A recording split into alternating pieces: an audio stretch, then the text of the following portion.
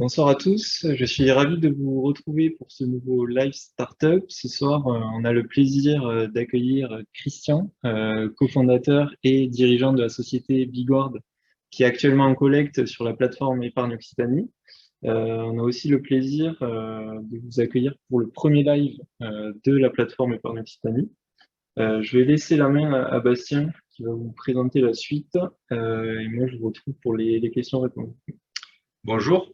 Donc, pour les WeSeeders qui n'ont pas l'habitude de participer au live WeSeed, je vais vous présenter le déroulé et les outils qui sont à vos dispositions durant ce live. Donc, le déroulé, il est décomposé en deux phases. Une première phase où Christian présentera la société Bigward et qui vous diffusera par la même occasion un support. Et une seconde phase que tous les WeSeeders attendent, c'est la phase de questions-réponses, durant laquelle vous pourrez poser vos questions, comme tout au long du live, via le petit outil qui se trouve en bas de votre écran, qui s'appelle Q&R. Donc, si vous souhaitez poser des questions à Christian, auxquelles il répondra en fait en seconde phase, vous pouvez poser vos questions via cet outil-là. Et donc, je vais laisser la main à Christian pour débuter cette présentation. Merci Bastien. Bonjour à toutes et tous. WeSeeder, donc je suis Christian Lubat, je suis cofondateur et directeur de la startup Bigward. Et donc nous sommes en financement depuis un petit peu plus d'un mois au travers du double dispositif Épargne Occitanie et supporté donc par la plateforme WeSeed. Et donc je vais vous faire cette petite présentation pour vous expliquer notre univers et bien sûr répondre à vos questions à la suite. Hop, on va lancer le partage d'écran.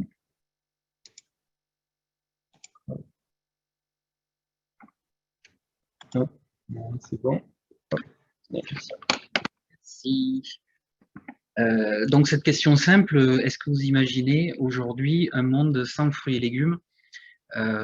Question absurde, et pourtant 75% des cultures qui composent notre alimentation sont dépendantes de la pollinisation qui est réalisée gratuitement par des insectes, dont les abeilles élevées par les apiculteurs.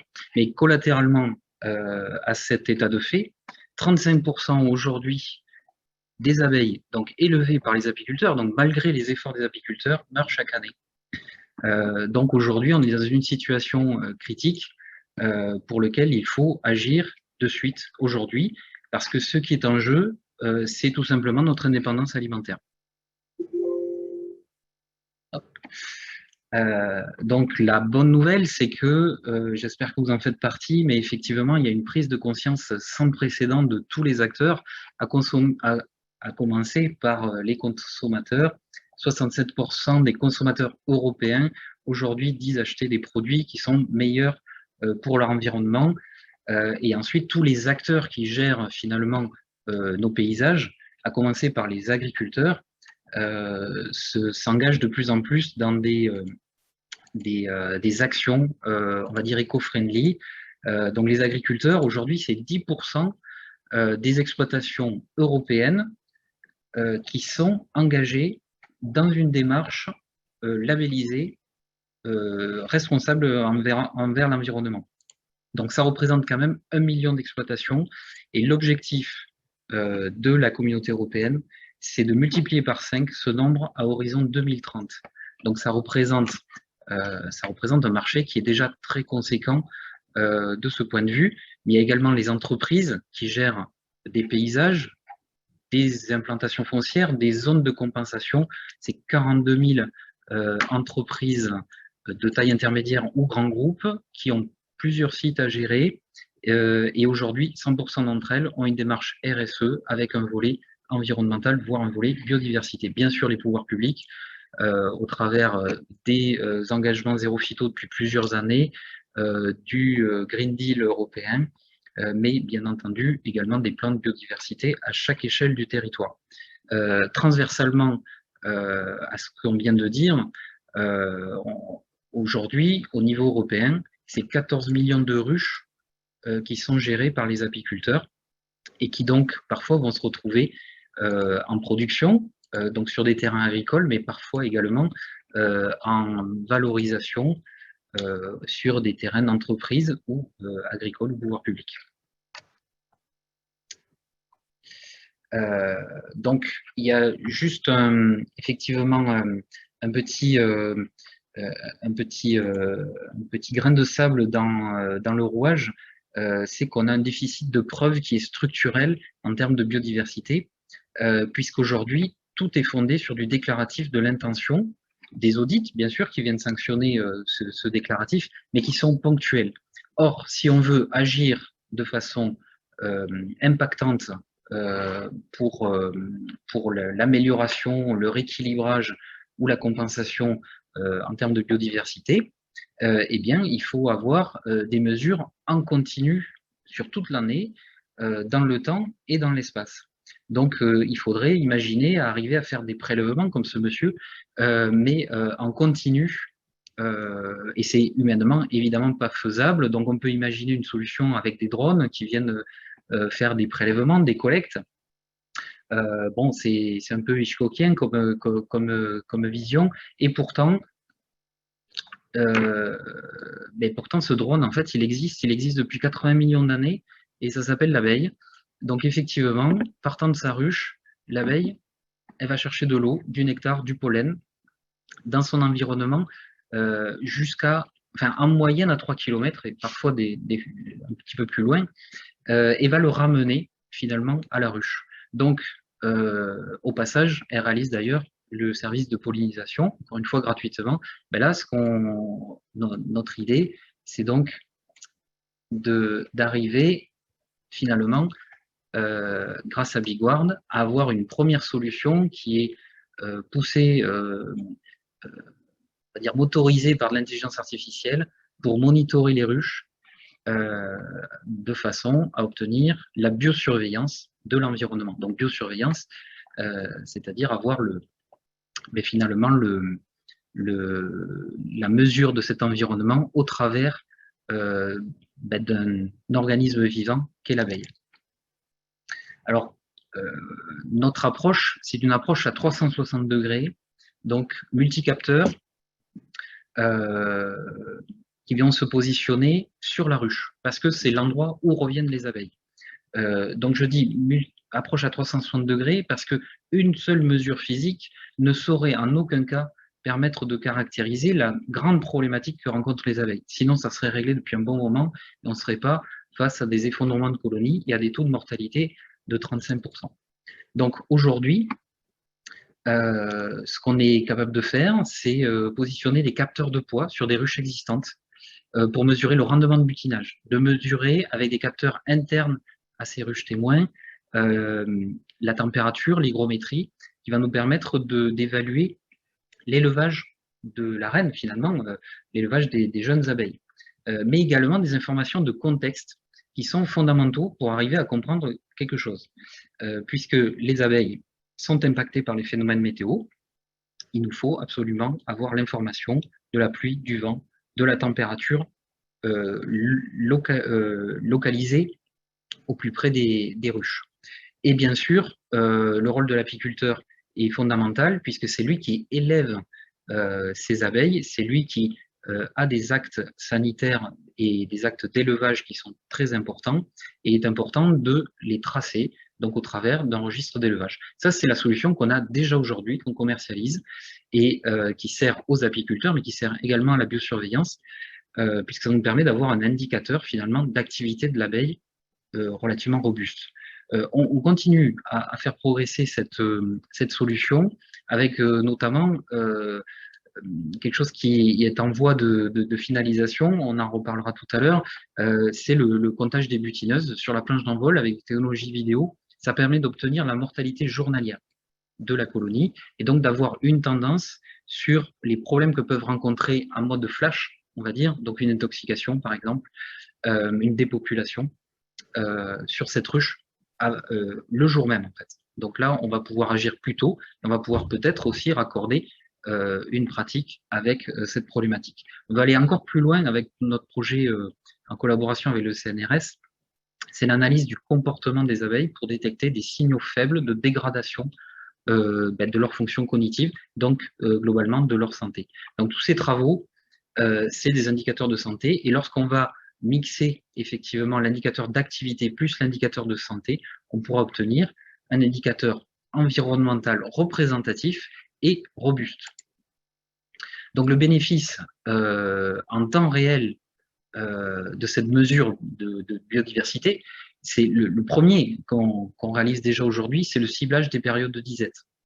Ça veut dire qu'on peut, sur un calendrier, sur un lieu donné, dire de telle période à telle période, les abeilles, donc en projetant les autres pollinisateurs probablement aussi, n'ont pas suffisamment de ressources pour s'autosuffire en faisant leur collecte de nourriture.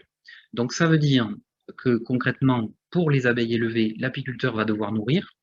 Pour les abeilles solitaires, elles vont mourir.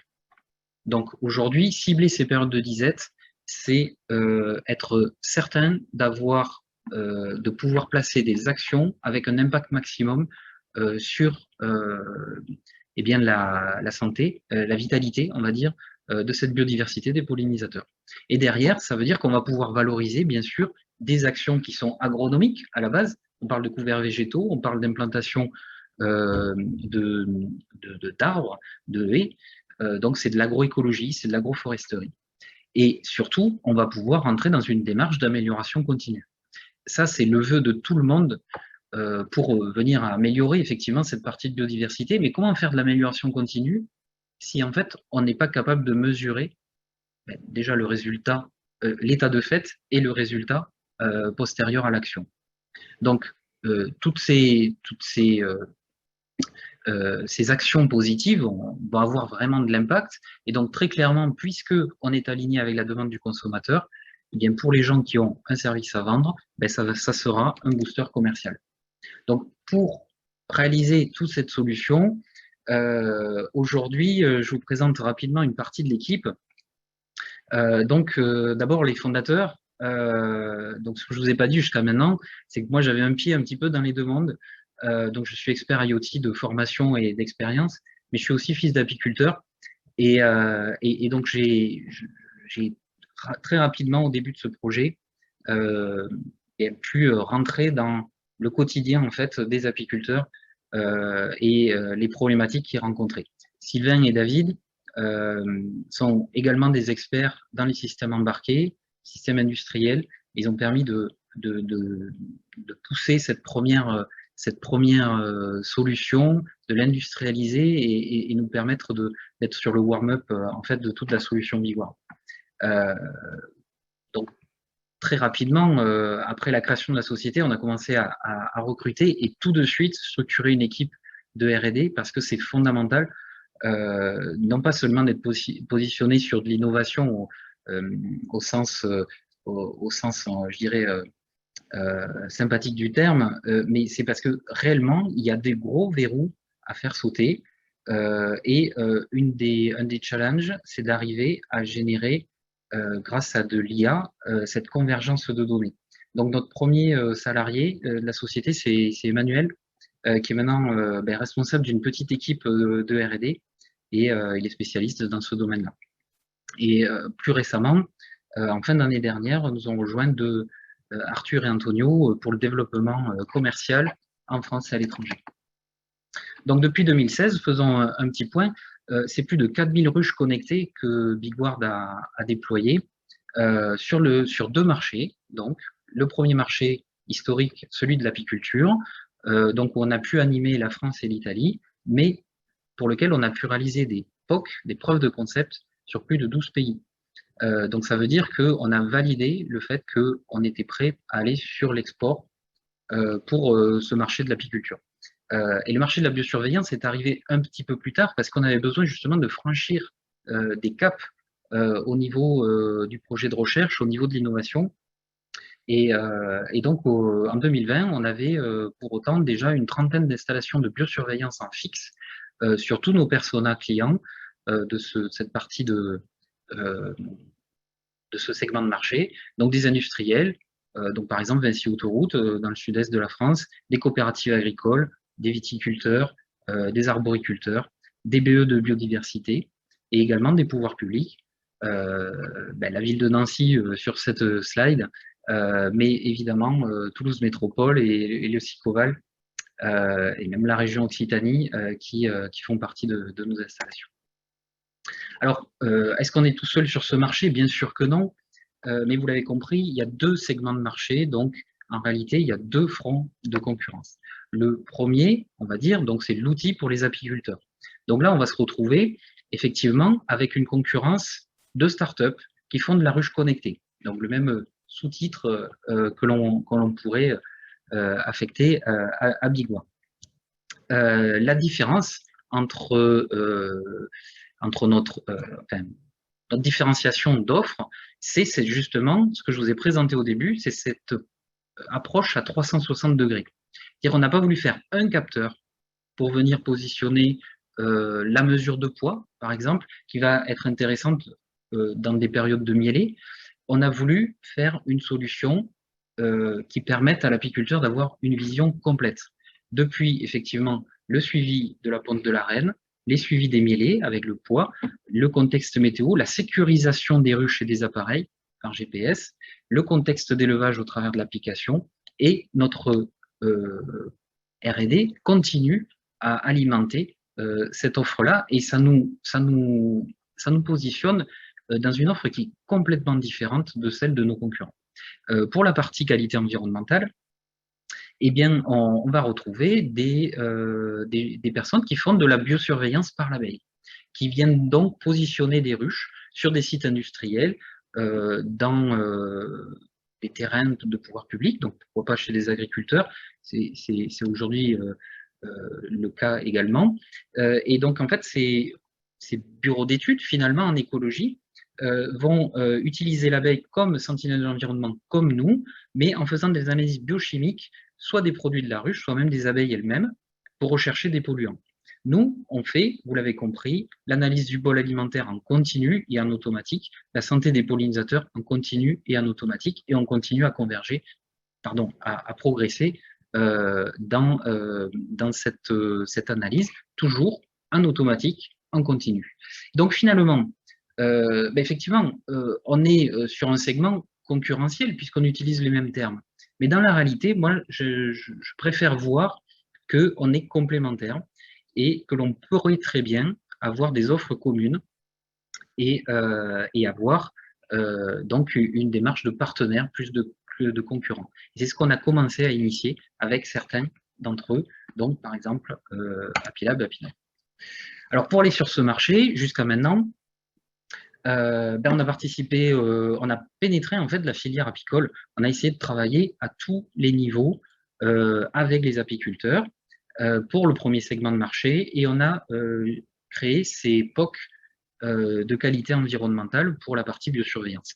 Demain, eh bien, effectivement, on va aller plus sur l'export sur la partie apiculteur, et on va déployer maintenant notre solution de biosurveillance au travers des BE de biodiversité, au travers de travail avec des coopératives agricoles, avec pourquoi pas des labels. Et là où on voit que les deux segments en fait s'alimentent l'un l'autre, c'est que on fait de la biosurveillance par l'abeille. Donc ça veut dire qu'il faut des abeilles, ça veut dire qu'il faut des ruches, ça veut donc dire qu'il faut des apiculteurs. Et donc on va pouvoir proposer en fait une chaîne de valeur à des apiculteurs qui sont déjà clients chez nous, peut-être pour l'outil d'aide à la décision, et pour qu'ils puissent également bien louer finalement leurs prestations de services d'installation de ruches à l'année pour des sites témoins. Le positionnement marché, je passe assez vite. On est globalement sur un marché apiculteur où un mode achat, un mode de location en fonction des besoins, des difficultés de trésorerie, un mode achat qui est quasiment obligatoire si on veut, qui est obligatoire si on veut bénéficier des subventions qui sont accordées aux apiculteurs professionnels. En marché biosurveillance, on est sur du service. Donc aujourd'hui, un premier niveau de service, on peut faire du bol alimentaire, de la mesure du bol alimentaire avec un set de capteurs l'application, on est multi-utilisateur, ça va coûter 550 € par an par ruche. On n'est pas obligé d'équiper toutes les ruches témoins, hein, toutes les ruches d'un rucher, mais effectivement, on va pouvoir en équiper à sa guise une ou plusieurs. Demain, avec la mortalité, on va avoir un prix de service qui sera à 1 250 € en ajoutant le bol alimentaire plus la mortalité. Et ensuite, un petit peu plus tard, on le verra dans la roadmap, bien une offre sur l'analyse comportementale et l'analyse d'autres aspects plus poussés qui sera à 2 850 € par an par ruche. Alors, nous sommes prêts à accélérer sur les 2 segments de marché, mais pour accélérer, il nous faut du carburant, donc c'est pour ça que nous levons 1 million d'euros, dont 250 000 € sont déjà actés et même décaissés depuis décembre avec le fonds Oxide. Nous avons des discussions avec des fonds institutionnels, des business angels dont le réseau Femmes Business Angels qui nous suivent et qui attendent notre bouclage, on va dire, et bien sûr ce qui nous amène aujourd'hui, Épargne Occitanie WeSeed, donc les 250 000 € qu'on recherche et on espère que vous en ferez partie pour finir de boucler cette dernière partie du tour de table. 60% de notre levée de fonds visera à accélérer les ventes, à structurer l'équipe commerciale, 40% à renforcer la propriété intellectuelle et soutenir notre équipe de R&D en continu sur le long terme. Donc la roadmap, vous voyez, quelque chose qui est fourni avec des projets collaboratifs avec des chercheurs de renom, dont l'INRAE pour la partie compteur d'abeilles et d'ailleurs Apinov, et pour notre projet Econec, là on travaille en collaboration avec plusieurs divisions du CNRS, dont le CRCA de Toulouse, sur la partie analyse de cognition. Donc aujourd'hui, on a déjà donc commencé à augmenter nos effectifs. On a fait plus 3, ce qui revenait à doubler les effectifs en réalité, fin 2020. Ce qu'on cherche à faire, c'est à nouveau doubler nos effectifs sur cette année 2021, de façon à être en mesure d'augmenter significativement notre chiffre d'affaires et d'obtenir un point mort à partir de 2022. Donc quelques news, puisqu'on a la chance de vous avoir en direct, un projet parmi X que l'on a gagné effectivement ces dernières semaines, mais qui a beaucoup de valeur, puisqu'en fait c'est un appel d'offres public de la province de Liège, en Belgique, donc qui démontre, orienté biosurveillance, et qui démontre que donc effectivement nos solutions sont exportables, ce n'est pas seulement des solutions locales. C'est quelque chose qui est attendu au-delà même de nos frontières. J'en profite pour vous donner montrer une petite vidéo du rush filmé et identifié par notre compteur d'abeilles en cours de qualification. Donc là, vous voyez, il y a énormément d'abeilles. C'est un moment où il y avait beaucoup de passages. Et en fait, le système détecte, identifie les abeilles, les suit, les traque et va pouvoir compter qui est rentré, qui est sorti. Nous avons la chance également d'être au cœur de l'actualité, puisque depuis le début de l'opération de WeSeed, on a augmenté un petit peu notre effort de communication. Le résultat est direct. On est apparu dans plus de 12 articles, interviews ou chroniques sur plusieurs télés, France 3, TF1, BFM, sur des radios, sur de la presse écrite également. Et la bonne nouvelle, c'est que ce n'est pas uniquement, le résultat, ce n'est pas uniquement des nouveaux WeSeeders ou des gens qui investissent sur notre projet, c'est des répercussions directes sur les leads commerciaux. On a vu une augmentation forte de nos leads commerciaux. La dernière actualité, eh bien, dès demain, Vivatech, nous participons à Vivatech avec la délégation Occitanie. Nous serons en présentiel donc vendredi et samedi directement à Paris. On y sera à partir de jeudi. Donc, si vous êtes d'ailleurs dans le secteur, avec grand plaisir de vous retrouver au pavillon D01. Et enfin, quelques chiffres. Nous clôturons notre exercice fin mars. Donc, on peut aujourd'hui vous annoncer que sur le dernier exercice, donc qui a clôturé ce 31 mars 2021, on a fait plus 20% de chiffre d'affaires par rapport à l'exercice précédent, malgré la perturbation de la pandémie mondiale.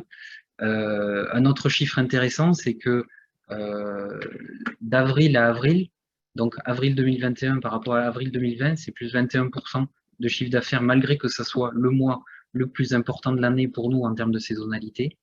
Le mois de mai, 78% de chiffre d'affaires en plus. Et tout simplement, depuis avril, 149 leads commerciaux ouverts contre 352 sur tout l'exercice 2020-2021. Donc, les voyants sont encore une fois au vert. J'espère qu'on pourra compter sur votre participation à notre projet pour financer la biosurveillance par et pour l'abeille et pour avoir une action forte pour soutenir la biodiversité. Maintenant, je me tiens à votre disposition pour répondre aux questions. Merci. Merci Christian pour cette présentation de Bigward qui est assez bien résumée dans votre dernier slide, la préservation de la biodiversité via la biosurveillance. On va désormais passer à la seconde partie de ce live qui est tant attendu par nos WeSeeders, donc la phase de questions-réponses. Pour rappel, pour nos WeSeeders, vous pouvez poser vos questions via la petite bulle qui se trouve en bas de votre écran Q&R et nous efforcerons de poser ces questions avec Maxime au dirigeant de Bigward, Christian, qui y répondra avec plaisir. Donc, on va désormais passer à ces questions. Et la première question, Christian, aujourd'hui, il existe de nombreuses solutions de suivi de ruches, des ruches de production, parfois bien moins onéreuses que ce que peut présenter Bigward. En quoi votre système est-il innovant, en rupture avec ce qui peut exister aujourd'hui? Eh bien, c'est tout simplement, on rejoint c'est une question sur la concurrence, donc on rejoint le slide de tout à l'heure. En fait, effectivement, il y a plusieurs solutions de ruches connectées. On parle dans cette question de production, donc je pense que ça sous-entend des balances connectées. Aujourd'hui, Bigward, c'est pas une balance connectée. Bigward, c'est un outil d'aide à la décision pour les apiculteurs.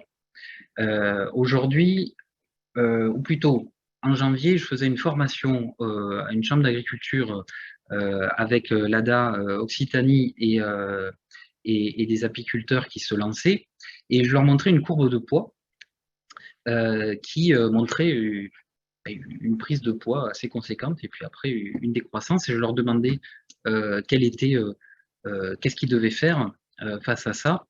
Bon, ils ne savaient pas forcément trop quoi répondre. Certains disaient c'est probablement une récolte, mais on dirait qu'elles ont tout mangé derrière. Non, la réponse c'est qu'il neigeait. Parce que ça, c'était des mesures de poids qui étaient faites à Nancy.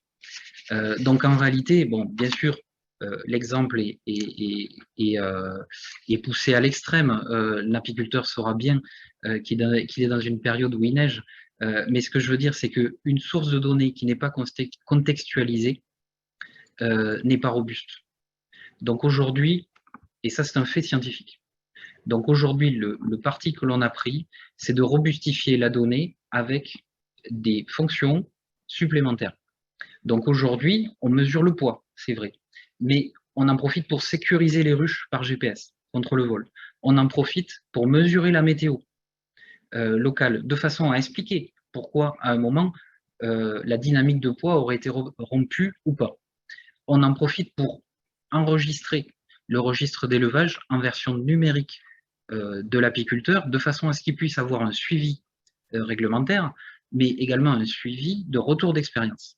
Donc la solution Bigward, c'est ça. C'est pas juste un capteur qu'on a placé dans une ruche ou sous une ruche. C'est une solution pour aider l'apiculteur à prendre ses décisions de façon motivée par des informations qui sont issues de plusieurs vecteurs. Voilà. D'accord, très clair comme réponse. Et donc aujourd'hui, est-ce qu'il existe ou est-ce que vous envisagez de réaliser un partenariat avec un fabricant de ruches qui permettrait une meilleure intégration, par exemple, du système de pesée? Alors, je dirais pourquoi pas. En fait, c'est effectivement une question qu'on nous pose de temps en temps, mais je pense que ça vient du fait que dans notre segment de, on va dire, dans notre segment, on parle beaucoup de ruches connectées. Et alors, les gens s'attendent d'avoir une ruche. Le parti que l'on a pris, c'est de ne pas faire de ruches. Parce qu'il y a 14 millions de ruches en Europe et on ne veut pas les jeter à la poubelle ou au feu. Donc ça, c'est le premier point. Donc en fait, on a fait des capteurs pour augmenter des ruches existantes.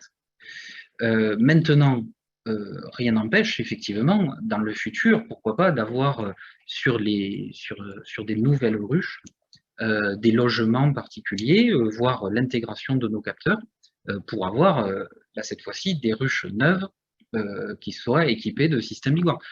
Je dis pourquoi pas, mais l'urgence, c'est pas ça en réalité.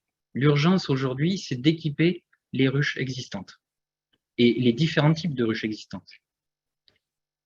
Ok, merci Christian. On va enchaîner avec une autre question. Là, vous ciblez essentiellement les professionnels de l'apiculture. Est-ce que votre offre pourrait être élargie au segment des ruches pour le loisir? Oui, c'est très clair. C'est très clair. Effectivement, il y a une particularité. Alors, on est toujours sur le segment de l'apiculture, hein, mais effectivement, il y a une particularité, on va dire, dans ce segment de marché d'apiculture, où le nombre d'apiculteurs est majoritairement des apiculteurs de loisirs, et le nombre de ruches est majoritairement détenu par des apiculteurs professionnels. Nous, en tant qu'entreprise, on a choisi de privilégier le segment B2B, donc de s'adresser aux professionnels, pour avoir une approche, on va dire, par le haut. J'entends. Fournir un outil qui permette à un professionnel d'optimiser ses tournées, d'optimiser ses productions, ça a un sens direct pour lui en termes de retour sur investissement. Ensuite, il sera toujours temps, lorsqu'on aura franchi certaines étapes de pénétration de ce marché et de maturité sur les projets, de créer une deuxième gamme, mode loisir, probablement avec des prix moins chers, des performances moins bonnes, mais surtout tout le packaging, tout le, on va dire le marketing plus exactement, qui soit adapté à la vente vers des apiculteurs de loisirs qui sont des particuliers. Ça veut dire qu'aujourd'hui, si on veut toucher la majorité des particuliers, il faut vendre en jardinerie, il faut vendre en masse chez des revendeurs. Aujourd'hui, notre entreprise n'est pas assez structurée pour être sur cette démarche-là. Alors attention, c'est pas parce qu'on vise particulièrement le marché professionnel qu'on s'interdit de vendre à des apiculteurs de loisirs. Aujourd'hui, au travers de notre site internet, si un apiculteur qui soit de loisirs ou qui soit professionnel nous demande un tarif, il obtient un devis et même s'il n'a pas de raison sociale, il peut tout à fait acheter du produit chez nous, c'est déjà arrivé. Mais par contre, c'est vrai qu'on considère que notre gamme est une gamme professionnelle et donc est axée dans ce sens, pour le moment. Voilà. Et ça donne un sens également sur le deuxième segment de marché, sur la partie biosurveillance, où on va de la même façon s'adresser aux professionnels, aux agriculteurs, aux entreprises, au pouvoir public. On ne va pas s'adresser, dans un premier temps, à monsieur et madame tout le monde qui irait, je ne vais pas citer de marque, mais dans sa jardinerie préférée, acheter une ruche, supposons, et en se disant je vais la mettre sur mon balcon, parce que déjà ça ne fonctionne pas, il faut être apiculteur pour s'occuper des ruches, mais on est vraiment orienté aujourd'hui sur une démarche B2B. Ok. Et si jamais à terme déployé sur ce marché-là, on est sur une population plus diversifiée que les professionnels qui ont globalement les mêmes besoins, Est-ce que vous ne pensez pas que vous couperez d'une partie des besoins de ces particuliers?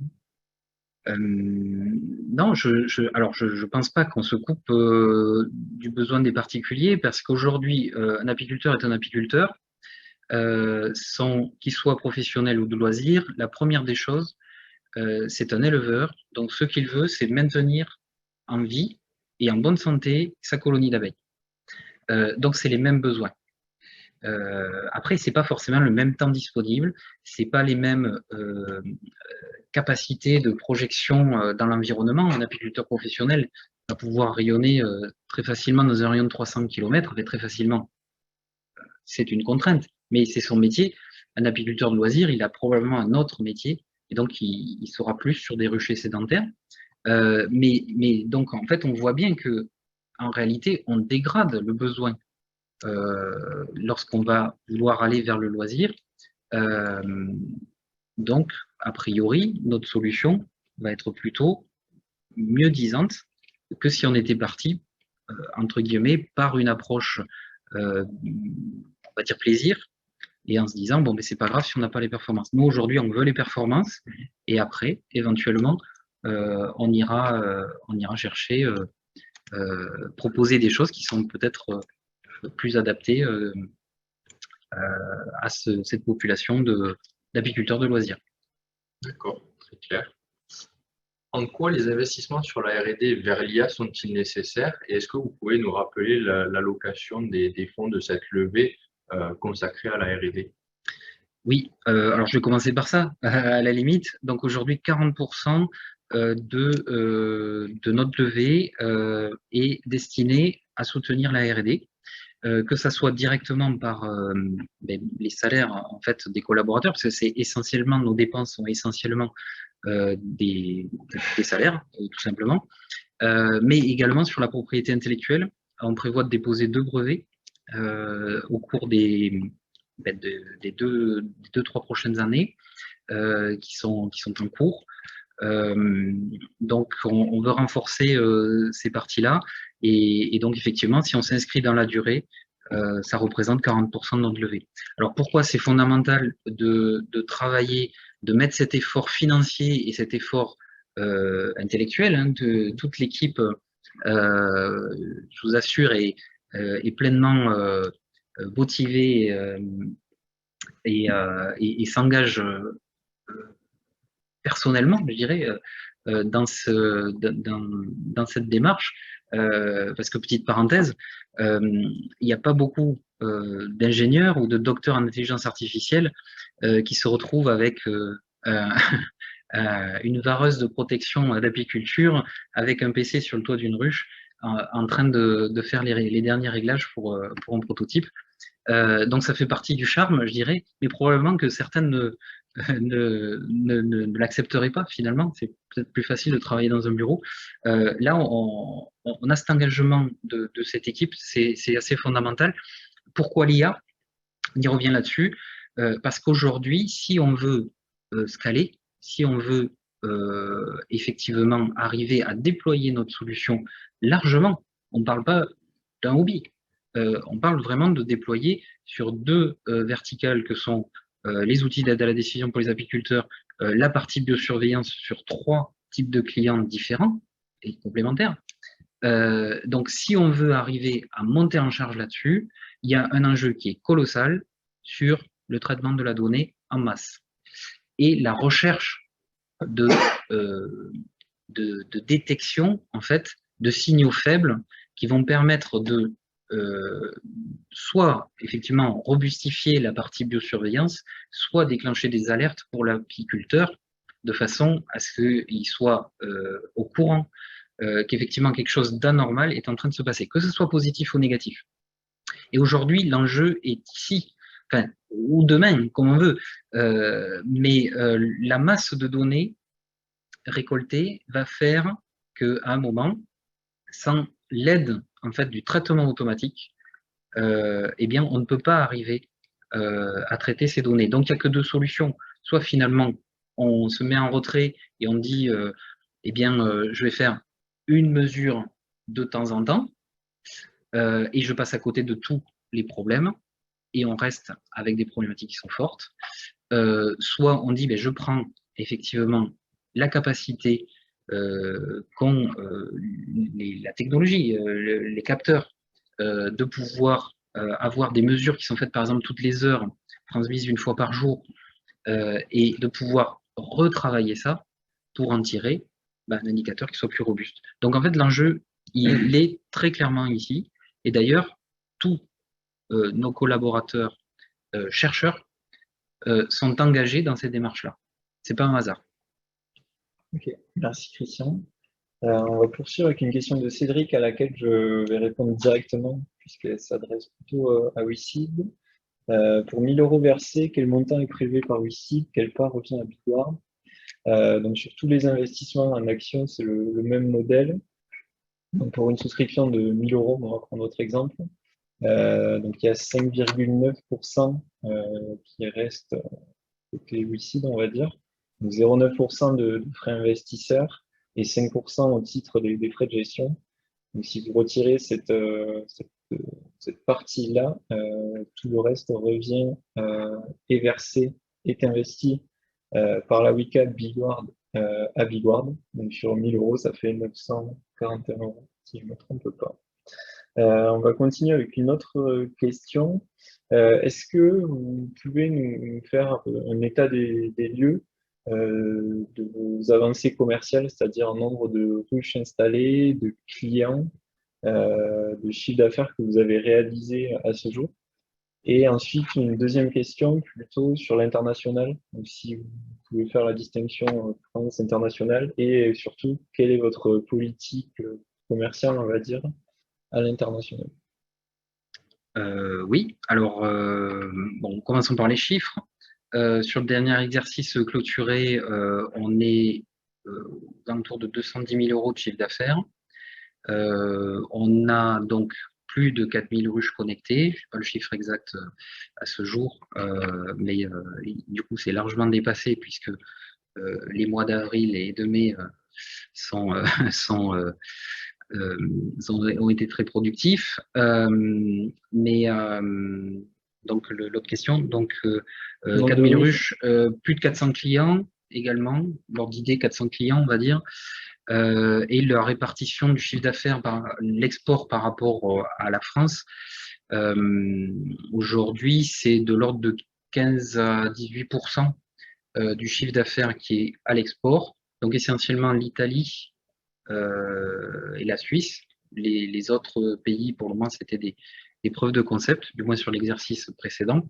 Et donc, justement, la dynamique, c'est d'aller chercher maintenant une croissance à la fois à l'export sur 5 pays, en comptant la France, et donc les pays limitrophes de la France. Pourquoi?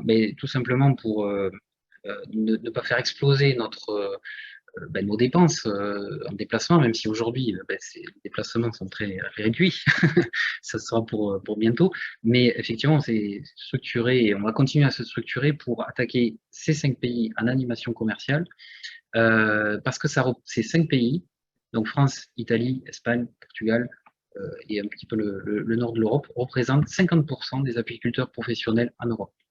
Donc en travaillant uniquement 5 pays, on peut toucher 50% du marché global européen.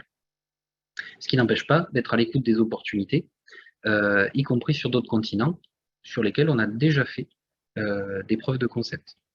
Donc aidé d'ailleurs par la proximité des dom-toms, donc que ce soit sur les Caraïbes, on a pu du coup faire des preuves de concept en République dominicaine, parce que c'était assez proche, donc il y a eu des discussions, et la Guyane nous sert également à avoir des leads commerciaux sur l'Amérique du Sud, entre autres, voilà, par exemple.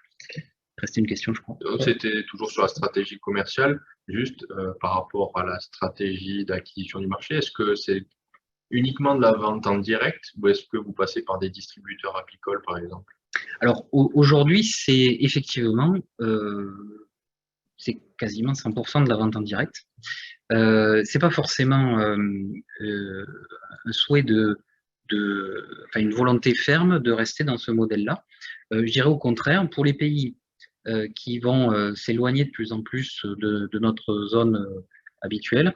On est tout à fait ouvert à des accords de distribution. On a d'ailleurs signé un accord de distribution, mais justement en Guyane, un accord de distribution en Suisse. Et on est ouvert en fait aux accords de distribution. La réalité est que en démarrant l'activité en 2016, on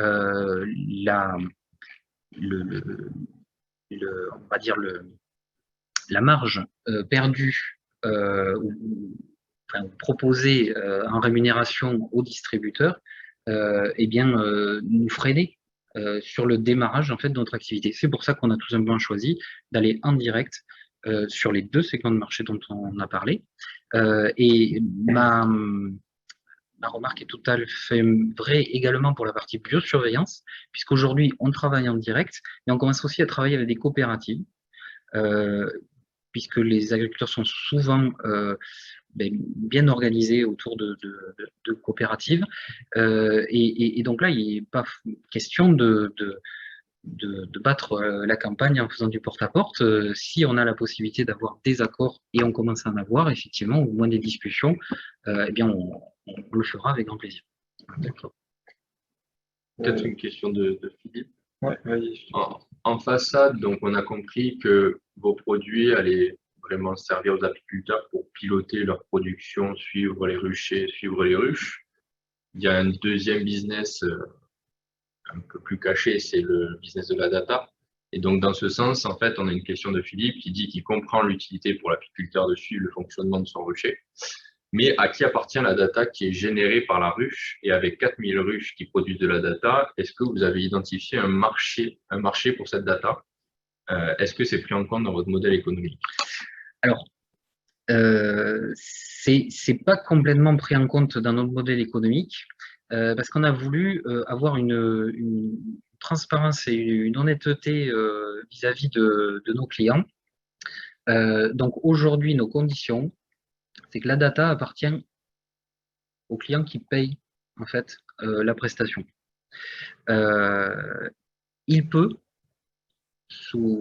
donc évidemment, il partage avec nous pour l'amélioration du service, bon, très bien, mais il peut donner son consentement pour un partage à des tiers. Donc notamment, par exemple, pour des projets de recherche, c'est arrivé que des clients acceptent de partager leurs données pour aider la recherche.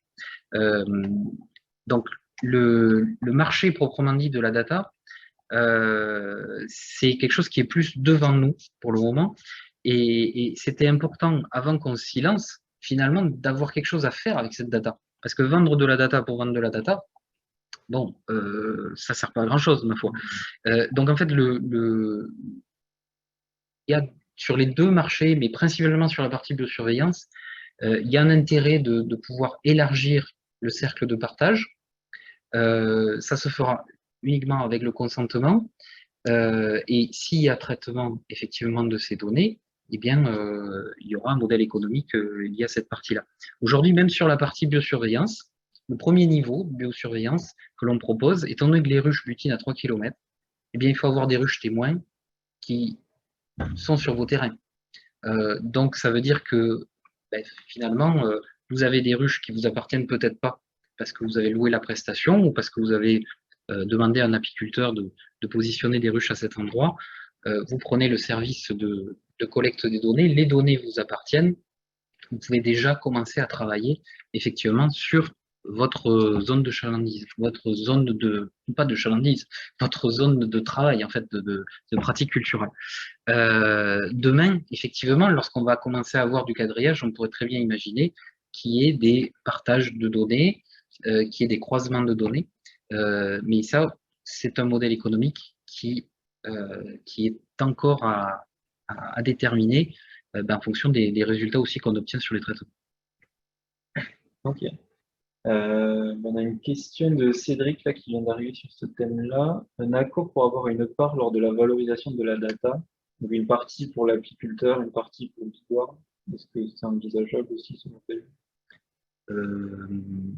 Part de la valorisation de la data. Je pense que c'est si à terme les données collectées qui sont vendues à un tiers, Oui, Est-ce qu'un accord pour partager les revenus est possible entre l'apiculteur et le Bigorre? oui, oui, oui. Alors nous, on est complètement pour. On vient historiquement de la filière apicole. On a commencé à travailler pour la filière apicole. Ça ne veut pas dire que le marché de biosurveillance, c'est un marché de deuxième zone. Au contraire, pour donner un chiffre que je n'ai pas donné tout à l'heure, à horizon 4-5 ans, peut-être qu'en chiffre d'affaires, la partie biosurveillance représente, enfin, ce qu'on vise, c'est que ça représente un petit peu plus même que la partie apicole. Pour autant, ce qui est important de créer, c'est en fait, à mon sens, hein, c'est une chaîne de valeur. Et donc, effectivement, il ne serait pas concevable pour nous que on vienne collecter des données en ayant vendu des appareils à des apiculteurs et qu'ensuite on les revende à un autre endroit sans que finalement il y ait un transfert. Donc, soit effectivement la proposition qui était faite, c'est de dire demain il y a une valorisation, eh bien on a une sorte de cashback auprès des apiculteurs, mais aujourd'hui on a quelque chose d'encore plus simple. C'est-à-dire qu'aujourd'hui, si on doit installer euh, un système de biosurveillance, il faut des ruches. Donc, si notre client, c'est un viticulteur, soit il a des ruches sur place parce que quelqu'un dans son personnel ou lui-même est passionné avec les abeilles et il n'y a pas de souci, on installe les capteurs, on augmente les ruches, elles deviennent connectées, il n'y a pas de problème. Soit il n'en a pas et il a vraiment envie d'avoir cet outil. Donc en fait, il va avoir besoin qu'on vienne lui installer des ruches. Et même si sur le principe ça l'intéresse, probablement qu'il ne deviendra pas apiculteur ou pas au même niveau qu'un apiculteur qui a de l'expérience. Donc la logique, c'est qu'il achète une prestation. Et donc ça veut dire que ce transfert de rémunération, il existe en fait déjà. Et donc il suffit juste de valoriser. Et quand je dis juste, c'est que souvent c'est même plus cher que ce que nous on propose, de valoriser le maintien en bonne santé, en élevage, on va dire, de 4 ruches témoins à l'année dans une zone qui peut être une zone de proximité de vigne, une zone d'arboriculture, une aire d'autoroute, ou pourquoi pas un parc rempli de tilleuls, mais qui est géré par une grande entreprise du cosmétique. Pourquoi l'apiculteur, aujourd'hui, ne viendrait pas avec nous et créer de la valeur en disant, mais moi, je m'occupe des ruches, effectivement, Bigouin produit de la donnée, mais moi, je suis payé pour m'occuper des ruches. Voilà. Et donc, on a déjà cet aspect de valorisation, et ça se fait sur, on va dire, 80% des projets de biosurveillance. Aujourd'hui, il y a une prestation payante pour l'apiculteur. Ça, on veut encourager ça. C'est d'ailleurs pour ça que dans notre modèle économique, vous pouvez regarder sur notre site internet, on ne propose pas l'installation des ruches. On propose éventuellement la mise en relation pour l'installation des ruches, parce que la gestion des ruches, c'est un travail d'apiculteur, et on ne veut pas prendre le travail des apiculteurs. Au contraire, on veut les emmener avec nous pour créer une nouvelle dimension. Ok, merci Christian. On va continuer avec une autre question et après il restera une ou deux autres questions. On se rapproche de la fin de ce live. Est-ce que vous envisagez la mise en place d'une exploitation démo sur votre site pour finir de convaincre les potentiels clients? Oui, oui. En fait, on en a beaucoup de choses à faire effectivement sur le site internet. Il y a une refonte complète qui est prévue. Il y a une boutique en ligne qui est prévue dans la partie levée de fonds. Il y a, pourquoi pas, effectivement, des aspects de démo, mais tout ce qui peut permettre de faciliter.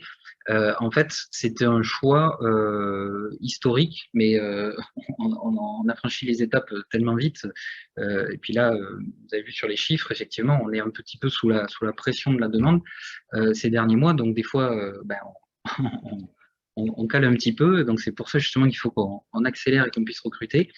Au départ, on ne voulait pas laisser les gens dans un mode démo sans qu'ils aient un accompagnement, une explication de à quoi peuvent servir les choses. Donc aujourd'hui, ce qu'on fait avec nos clients, c'est qu'on prend le parti de faire l'effort humain de proposer des démonstrations en one-to-one ou en formation à plusieurs, pourquoi pas, avec réponse aux questions, comme on fait aujourd'hui finalement, en direct et avec des partages d'écran. C'est beaucoup plus productif que de laisser quelqu'un tout seul face à une interface qu'il ne connaît pas encore, qui a des subtilités, certaines fonctions qui sont en bêta-test, parce que on avance. Hein. Voilà. Mais effectivement, il y a un moment où on proposera un mode de pure démo complète, bien sûr.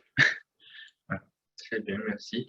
Une question de Richard concernant les capteurs. Est-ce que vous sous-traitez la fabrication de ces capteurs? Alors, les capteurs, oui, alors on sous-traite une partie, c'est-à-dire que tout ce qui est usinage, plasturgie, assemblage des composants électroniques sur les cartes électroniques, c'est sous-traité à l'extérieur. La gestion de production est assurée par Sylvain, un des associés fondateurs, et avec laquelle il mutualise finalement également toutes ses connaissances et sa façon de gérer. Et depuis peu, alors on va dire avant, on va dire, on gardait également la partie intégration finale des produits en interne. Et donc depuis le mois dernier, on a basculé en CDI une collaboratrice qui est technicienne dans notre laboratoire et qui donc va finaliser ces assemblages de produits qui viennent de sous-traitance. Alors, il faut le préciser, parce qu'on est quand même dans le départ, dans le procédé épargne Occitanie. Aujourd'hui, les cartes électroniques, elles sont câblées soit dans le Tarn-et-Garonne, soit dans le Tarn. L'usinage, il est fait dans le Lot. La plasturgie, elle n'est pas faite en Occitanie, elle est faite dans l'Ain. Voilà, donc en fait, on a une démarche industrielle qui est centrée quand même sur le local, le Made in France. C'est tout simplement parce que ça a du sens pour nous d'avoir d'avoir ce tissu industriel qui soit à proximité. Ça a un sens économique aussi. On n'est pas sur des dizaines de millions de pièces comme un téléphone. Donc pourquoi aller le faire fabriquer à l'autre bout du monde avec toutes les problématiques de logistique, de garantie, etc. de qualité. Très clair. L'avant-dernière question avant de laisser la main à Maxime. Quels partenariats sont possibles ou en route avec les agriculteurs? Une question de Charles Olivier. Avec les agriculteurs. Oui, avec les agriculteurs. Alors, les agriculteurs sont aujourd'hui en fait des clients. Donc, la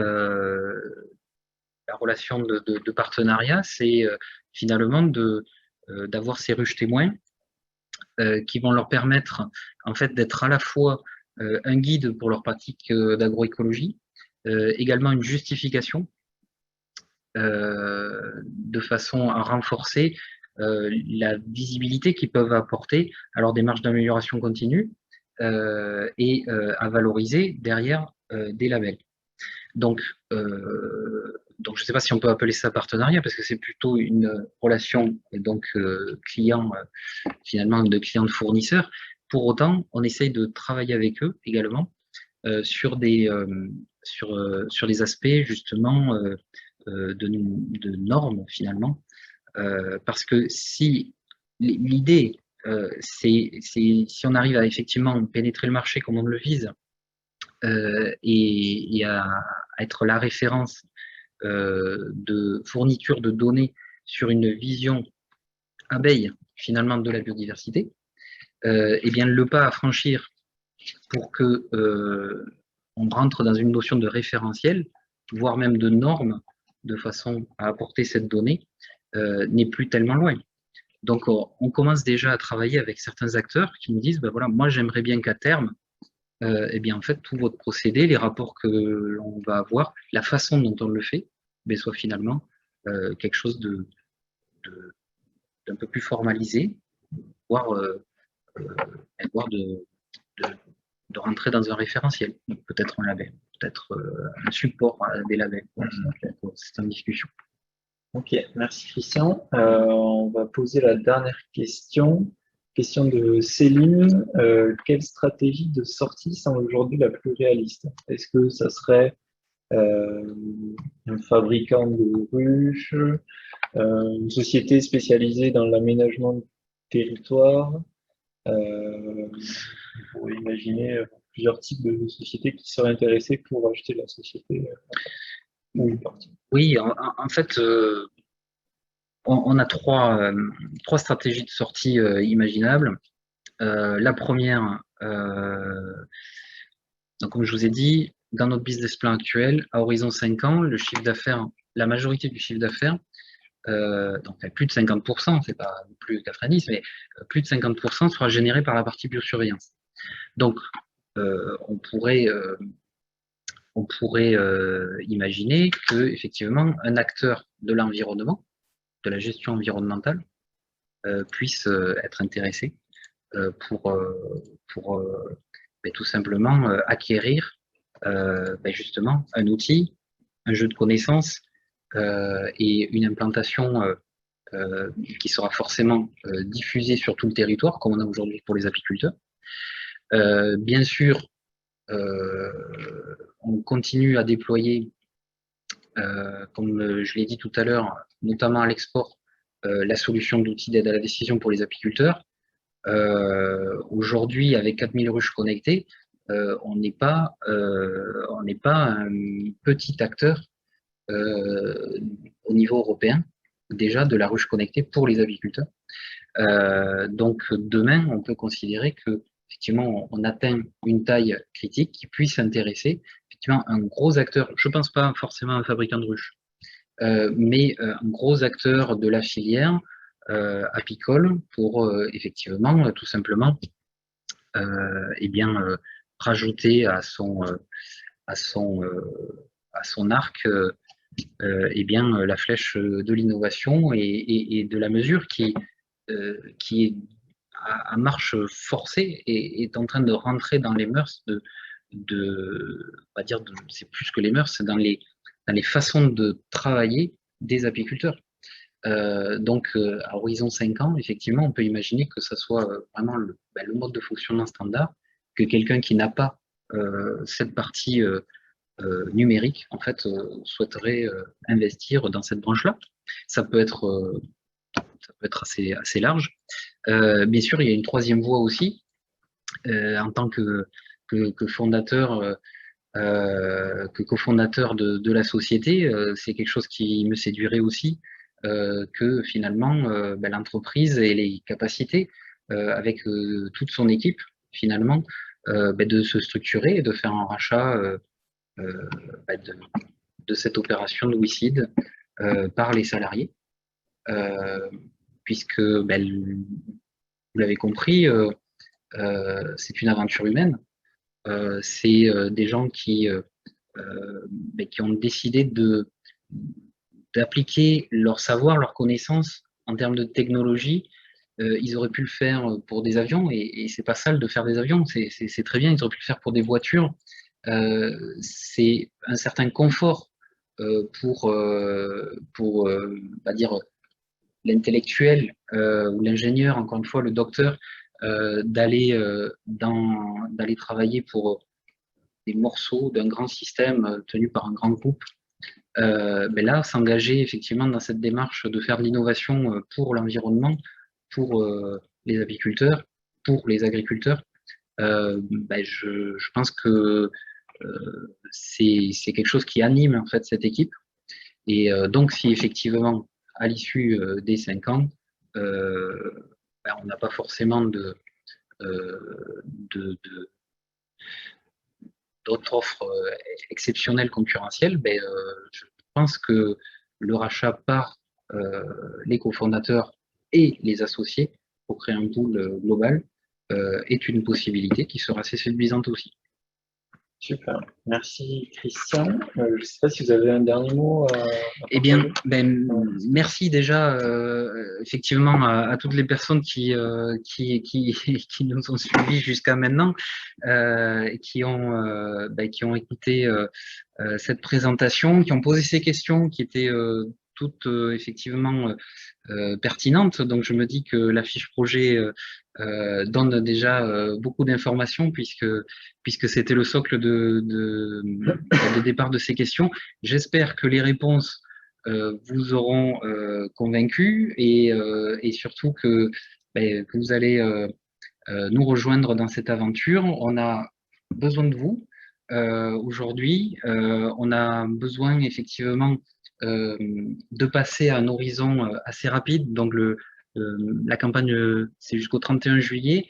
Et après, honnêtement, on veut se remettre au travail, on veut passer nos jalons de développement et penser à autre chose qu'à cet aspect financement, même si c'est une expérience assez intéressante. Donc, on vous attend. Si vous avez d'autres questions, vous avez la fiche projet. On vous y répondra le plus rapidement possible et de façon le plus détaillée. Et donc, encore une fois, merci à tous et merci à l'équipe de WICID de m'avoir accompagné ce soir lors de ce live, une première. Avec plaisir. Merci Christian, merci aux WICIDeurs présents en direct. En tout cas, vous avez convaincu Philippe et Charles-Olivier d'après leurs commentaires que je transmettrai après. Comme l'a dit Christian, si vous avez la moindre question, n'hésitez pas à la poser dans l'espace commentaire. N'hésitez pas non plus à surveiller l'espace news qui sera alimenté jusqu'à la fin de la collecte. Et juste un dernier petit rappel sur la défiscalisation. Comme vous avez pu le voir, le taux est repassé à 25% et Bigward est éligible à ce dispositif fiscal. Donc en investissant, 25% du montant net investi est déductible de votre impôt sur le revenu. Pour ceux qui sont arrivés en retard, le replay sera disponible dès demain sur la plateforme.